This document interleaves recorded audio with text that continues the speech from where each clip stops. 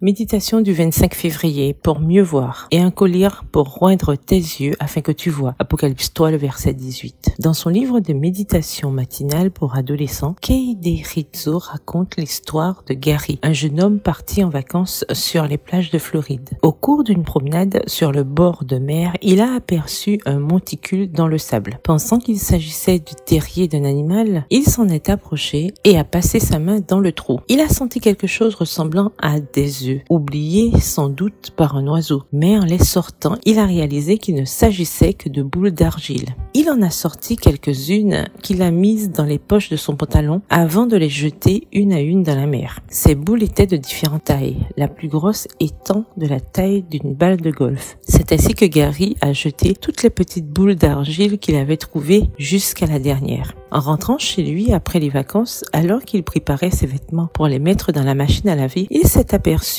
qu'une petite boule d'argile était restée dans son pantalon. Il l'a gardée en souvenir de ses vacances. Quelques mois plus tard, il a rencontré Bear, qui s'intéressait beaucoup à l'histoire des bateaux pirates. Un jour, Bear lui a raconté comment les pirates des îles Caraïbes cachaient les pierres précieuses pour qu'elles ne soient pas découvertes par leurs ennemis. Ils recouvraient les perles d'argile et les cachaient dans le sable des plages. Lorsque Gary a entendu cela, son cœur a fait un bond. Il a couru chez lui, a attrapé la boule d'argile qu'il avait conservée et a commencé à tapoter dessus. Rapidement, une petite perle a roulé. Vous rappelez-vous toutes les perles qu'il avait lancées? Et tout cela parce qu'il ne savait pas ce que c'était. Parfois, nous négligeons les merveilleuses promesses de Jésus parce que nos yeux sont voilés par le doute, la peur, la douleur et notre manque de lecture des Saintes Écritures. C'est là que se trouvent les perles les plus merveilleuses. Et si nos yeux s'ouvraient, elles seraient nôtres. Ellen White a écrit ceci: lorsque nos yeux seront roints d'un saint collier, nous serons capables de détecter les pierres précieuses de la vérité, même lorsqu'elles sont enfouies sous la surface. Extrait du livre Reflecting Christ, Refléter Jésus, la lecture du 7 avril à la page 111. La bonne nouvelle est que, si nous avons jusqu'à présent négligé les vérités implicites qui se trouvent dans la parole de Dieu, nous pouvons aujourd'hui nous tourner vers le Maître et il nous donnera son collier pour nettoyer nos yeux afin que nous puissions mieux voir. PS, heureuse de ces trésors. Bonne journée, que l'Éternel vous bénisse.